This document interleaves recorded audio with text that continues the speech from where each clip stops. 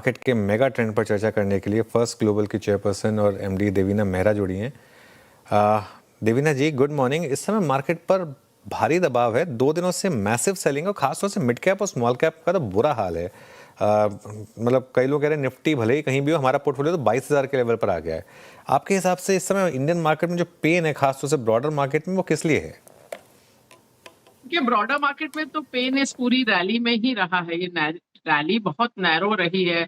आप broader market भी छोड़िए तो अभी मैंने लास्ट वीकेंड तक का डेटा देखा था कि निफ्टी तो 2-3% ही नीचे था अपने ऑल टाइम हाई से, बट इवन निफ्टी में भी 25 स्टॉक ऐसे थे जो 10% से ज्यादा डाउन थे from there all time high.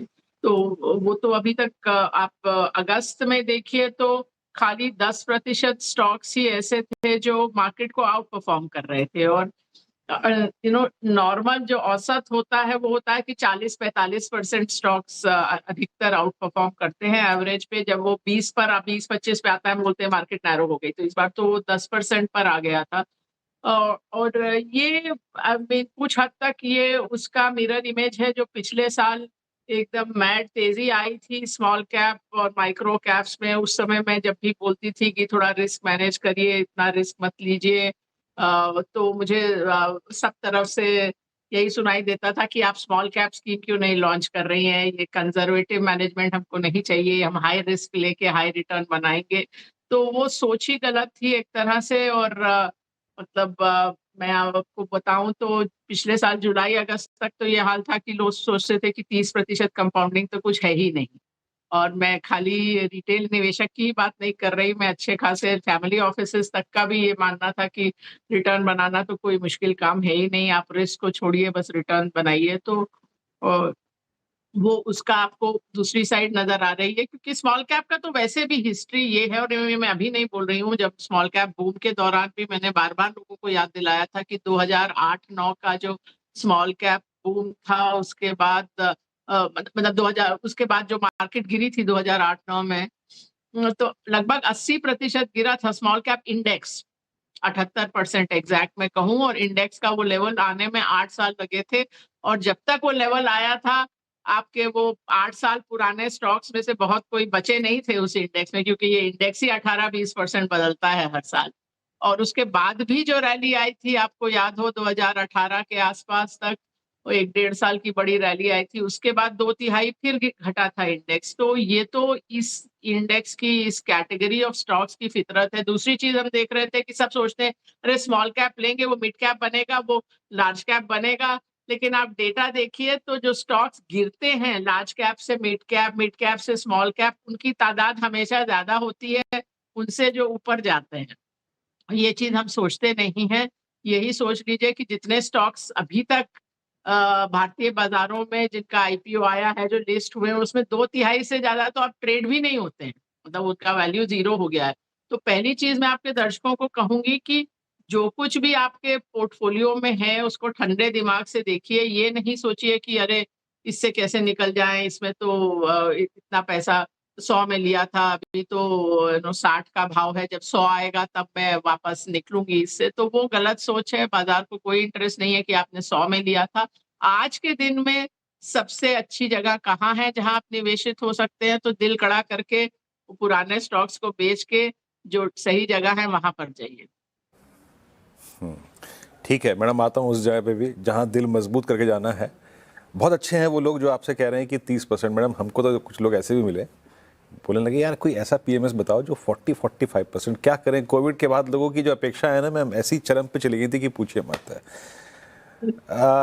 But ma'am ये बताइए कि एक दो स्टोरीज पे आते हैं, फिर आएंगे एक ब्लेंडेड अप्रोच करनी चाहिए। लेकिन जो स्टोरीज पिछले कुछ समय में कोलैप्स हुई हैं सडनली, ईएमएस की पूरी स्टोरी जिसने इस पूरे कोविड काल के बाद हमें 2021, 22, 23, 24 में और इवन 25 में बड़ा पैसा बना के दिया, ये स्टोरी कोलैप्स हुई। एलएनटी का ईएमएस सेगमेंट में आने की घोषणा करना, वो भी एक शायद एक पॉसिबल रीजन था। आपका व्यू क्या है मैम ईएमएस स्टोरी पे जो कोलैप्स हुई है पिछले 3 महीने में? देखिए, मैं पर्टिकुलर स्टोरी पे तो नहीं आऊंगी, लेकिन ये जो पूरा स्टोरी पे निवेश करने का ही बात, हो सकता है आप कोई और स्टोरी होगी तो इसलिए पुरानी स्टोरी को तो आप जाने दीजिए।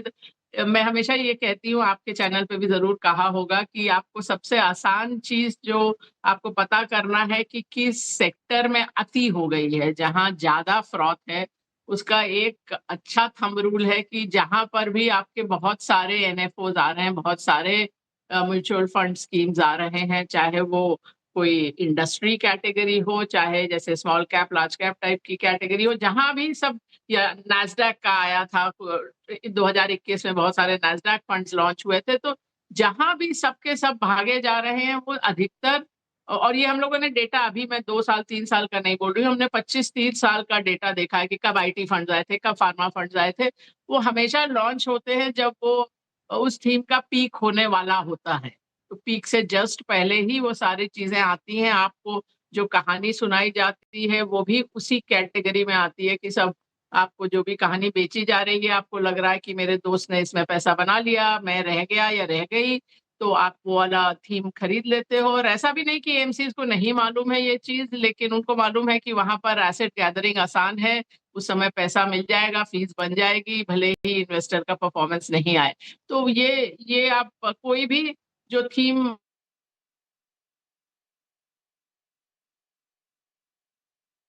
ओके, देवीना मैम से हल्का सा अगर आप देखें टेक्निकल ग्लिच आया, संपर्क टूट गया। अभी जैसे ही स्थापित होगा दोबारा बात करने की कोशिश करेंगे।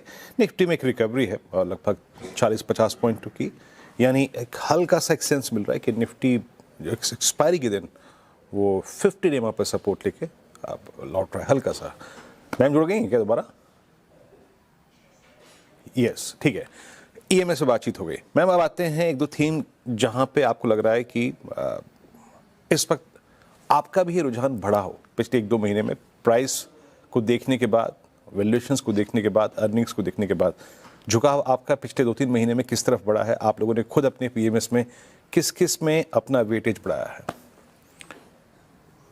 देखिए कुछ चीजें तो वेटेज जो ओवरवेट है वो चल रहा है काफी समय से, 1.5 पौने 2 साल से भी, जैसे ऑटो कंपोनेंट्स वाला कैटेगरी है, फार्मा वाला कैटेगरी है। इस साल में बैंक्स, पीएसयू बैंक्स में बढ़ाया है, तो ओवरवेट तो नहीं है पर हमेशा जितना रहता है उससे अधिक है। अभी जो एफएमसीजी में ओवरवेट हो गए हैं इस साल, आईटी में थोड़ा सा ओवरवेट होगा। अब थोड़ा इस बार जो थोड़ा लार्ज कैप आईटी से थोड़ा मिड कैप आईटी की तरफ थोड़ा ज़्यादा इस रीबैलेंस में गए हैं और ऑयल मार्केटिंग कंपनीज एक नया सेक्टर जो हमारे पास लगभग नहीं के बराबर था, उसमें थोड़ा वेटेज बढ़ाया है। ओवरवेट तो पता नहीं है कि नहीं, लेकिन उसमें बढ़ाया है। तो ये लगभग होगा जहाँ पर हमारा भी, बाकी तो खैर बॉटम अप तो कोई केमिकल कंपनी भी आती हैं और कंपनीज कैपिटल गुड्स में भी कई कैटेगरीज में है निवेश, तो ये लगभग ये मिक्स होगा। ओके, चलिए देवीना जी, इस कॉन्वर्सेशन को यहीं एंड करेंगे। थोड़ी टेक्निकल दिक्कतें आ रही हैं तो वो यहाँ पर आज रैप करेंगे। थैंक यू सो मच आज हमारे साथ जुड़ने के लिए।